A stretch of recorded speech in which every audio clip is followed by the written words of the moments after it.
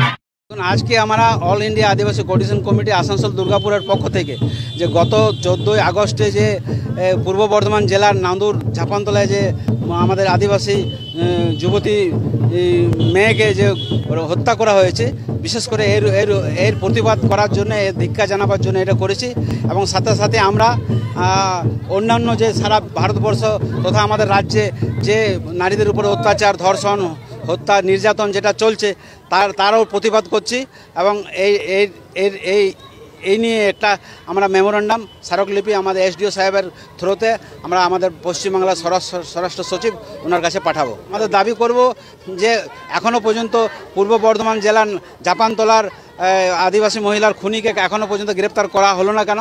Immediate করা হোক এবং তার যথোপযুক্ত আইনগত তার শাস্তি হোক।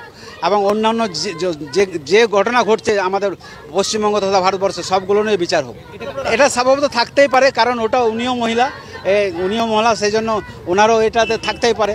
আমরা সারা ভারতবর্ষের, শুধু আরজি কর না, সারা ভারতবর্ষে এখানে কামদুনি, এখানে হাতরস, বিভিন্ন জায়গায় যেটা ঘটনা ঘটছে সব জায়গার বিরুদ্ধে নারীদের প্রতি যে নির্যাতন, যা নিপীড়ন, যা হত্যা, ধর্ষণ, সমস্ত বিরোধিতাই করছে।